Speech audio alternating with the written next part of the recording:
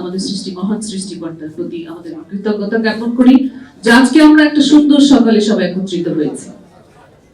আমি স্মরণ করি যারা 24শে জুলাই নিহত হয়েছে সেই আমাদের সন্তানদের কথা। আমি আরো স্মরণ করি যারা এখনো বাংলাদেশে বিভিন্ন হাসপাতালে চিকিৎসা পেয়ে যাচ্ছে। আমি নিজে একজন চিকিৎসক। আপনারা দেখবেন যে ছেলেটি স্বপ্ন দেখেছিল একদিন বড় হয়ে ক্রিকেটার হবে, তার আজ পা নেই।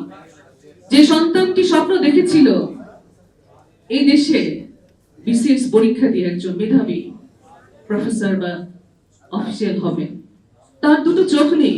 কতটা মর্মান্তিক, কতটা জঘন্য, কতটা নির্মম হতে পারে। এবং আপনাকে ধন্যবাদ। আমি আরেকটা কথা বলতে ভুলে গিয়েছি, আমি জুলাই যোদ্ধা। এই কারণে আমি নিজেকে গর্বিত মনে করি যে আমি চিকিৎসা সহায়তা দিয়েছি, আমি পানি দিয়েছি, আমি 2 তারিখে কেন্দ্রীয় শহীদ মিনারে বক্তব্য দিয়েছি। আর আমাদের সবচেয়ে বড় যোদ্ধা তো আমাদের মঞ্চে বসা আমাদের সম্মানিত, আমাদের শ্রদ্ধাভাজন, আমাদের মহাসচিব স্যার।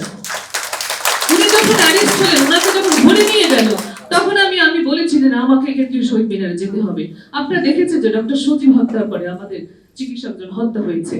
আমি সেদিন বলেছিলাম যে একটা গুলি যদি পড়ে, এক ফোঁটা রক্ত যদি মাটিতে পড়ে, এই দেশের জনগণ কিন্তু আপনাদেরকে ছেড়ে দেবে না।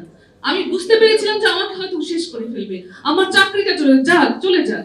যেখানে এত গুলি, প্রতিবাদের ভাষা কত কঠিন হতে পারে আপনারা দেখেছেন। আবু সাইদ 2 হাত প্রসারিত করে দিয়েছে।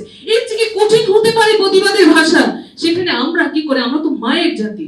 আমরা এখানে যে আজকে যিনি বই লিখেছেন, আমাকে যখনই বলেছে এই অনুষ্ঠানে, আমি কিন্তু আমার অনেকগুলি প্রোগ্রাম ফেলে চলে এসেছি।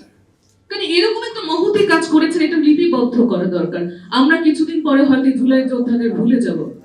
শুধু আমাদের সন্তানরা নয়, আমাদের ইতিহাস দীর্ঘ 17 বছরের দীর্ঘ ইতিহাসের সমাপ্তি হয়তো গত জুলাইও হয়েছে।